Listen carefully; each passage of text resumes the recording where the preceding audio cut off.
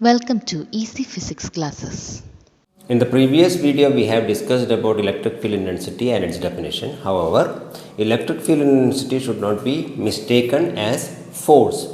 Actually, it is force per unit charge. Let me explain once more.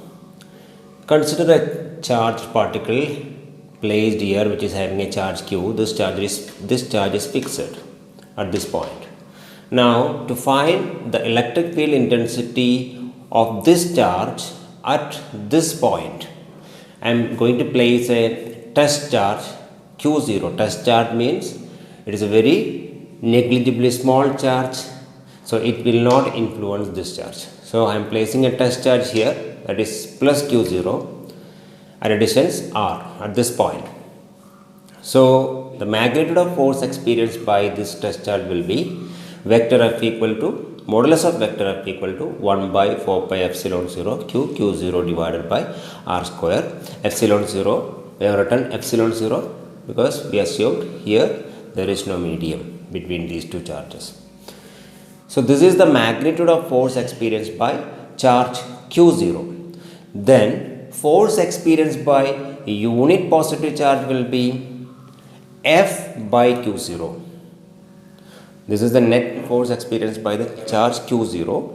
Then the force experienced by one charge, that is unit positive charge, will be F by q0, which is equal to 1 by 4 pi epsilon 0 q by r square. This is the definition for electric field intensity, force experienced by a unit positive charge. So, this is the equation for electric field intensity of this point charge at a point which is r distance away from the given charge.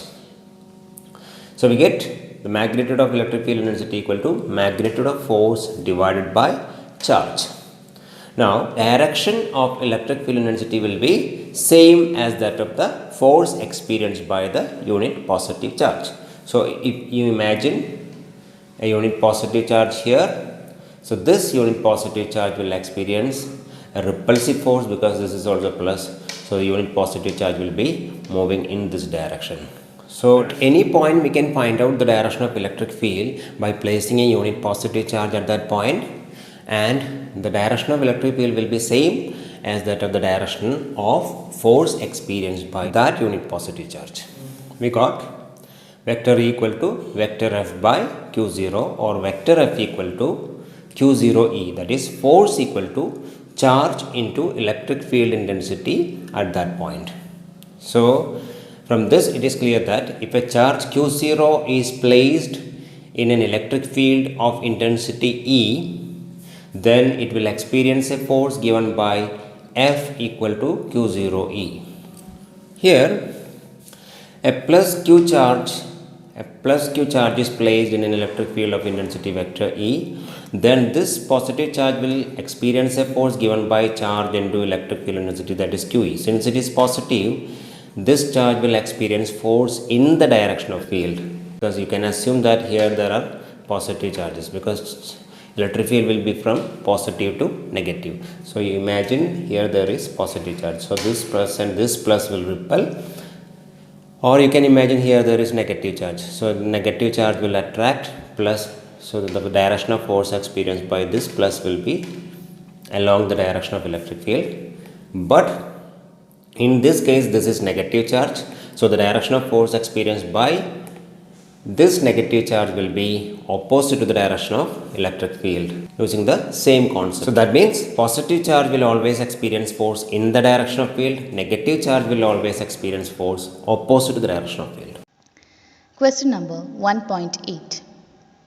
2 point charges QA equal to 3 microcoulomb and QB equal to minus 3 microcoulomb are located 20 cm apart in vacuum.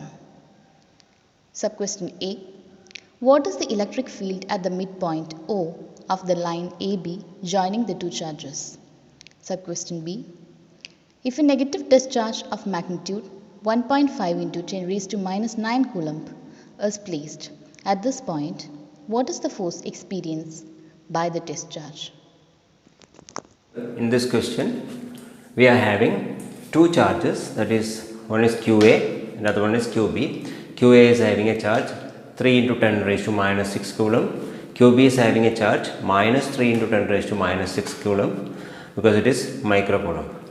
Now we have to find the electric field at the midpoint of the separation between these two charges.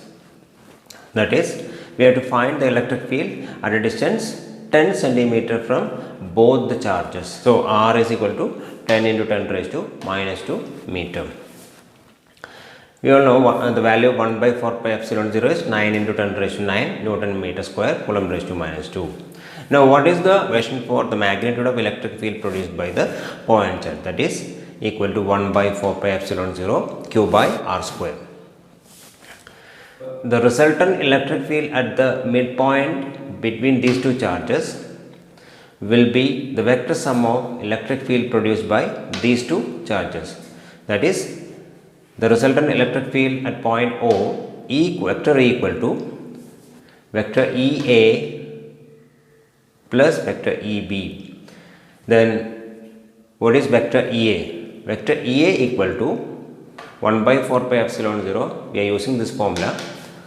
That is, electric field produced by this charge will be 1 by 4 pi epsilon 0 QA. QA is 3 into 10 raised to minus 6 coulomb divided by distance from QA to this point, that is 10 into 10 raised to minus 2 the whole square. Substituting the values, we get it is equal to 2.7 into 10 raised to 6 Newton per Coulomb. Now what is the direction of electric field produced by the charge QA at this point? For that, we have to assume a unit positive charge is placed at this point. Now the direction of electric field will be the direction of force experienced by the unit positive charge. So if you place a unit positive charge here, it will get repelled by this charge QA because it is also positive. So that charge will move along the line joining these two points and away from both the charge, that is in this direction, that is along OB. So that is along OB.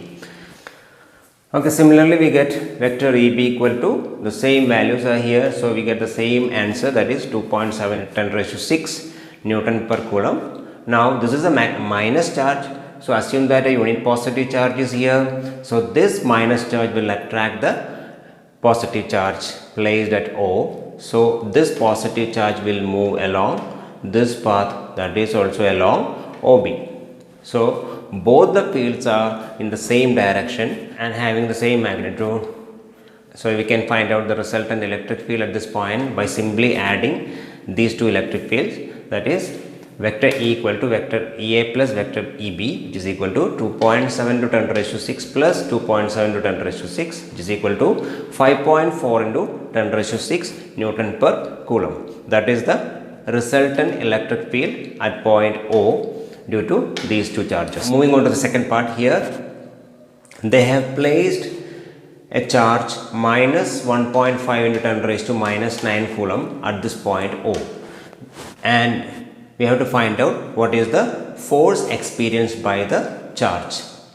Now in part A we found out what is the resultant electric field at this point, that is E equal to 5.4 into 10 raised to 6 Newton per Coulomb.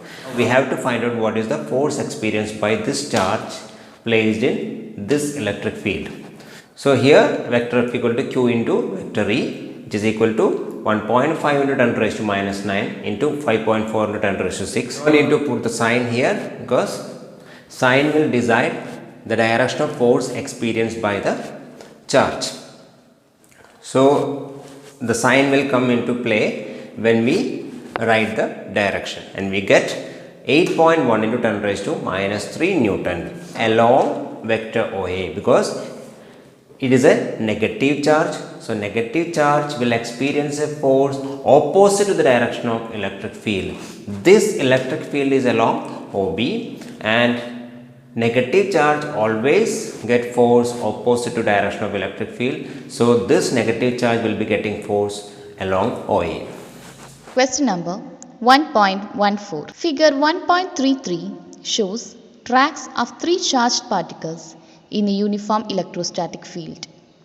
Give the signs of the three charges. Which particle has the highest charge to mass ratio? Figure shows the tracks of three charged particles 1, 2 and 3, which is moving through a uniform electrostatic field. It is given that it is a uniform electrostatic field. Let us assume the intensity of that electrostatic field is E. That field will be from positive plate to this negative plate. So, field will be like this. So, here we have to find out which particle is having the greatest charge by mass ratio. Now, here when these three charges move through this field, the charges will experience force given by F equal to m into A, that is equal to QE in electrostatics. So, acceleration of these charged particles will be QE divided by mass of that particles. Therefore, deflection in y direction, that is these particles are going in x direction. Initially they were going along x direction, then there is some deflection for the particles in y direction. Some particles are moving downward and some particles are moving upward. So, what is the displacement or what is the deflection of the charged particles in y direction can be found out like using this formula, S equal to ut plus half at square, since it is a uniformly accelerated motion. Since it is a uniform electric field, the charged particles will experience uniform force, constant force, and the acceleration will be also constant. So, we can apply this equation.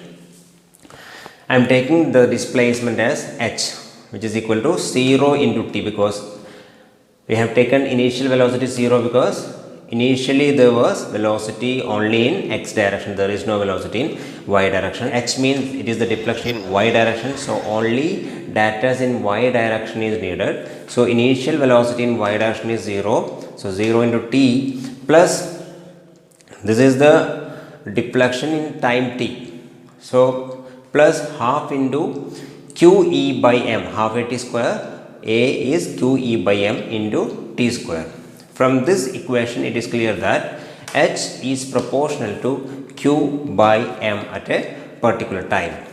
That is, the particle which is having highest value of q by charge by mass ratio will be that particle which is having the maximum deflection. Here among these three charges, particle 3 has the maximum, or particle 3 suffers the maximum deflection from the initial path or maximum deflection in y direction. So, that means particle 3 is having maximum deflection, means it is having the highest charge to mass ratio.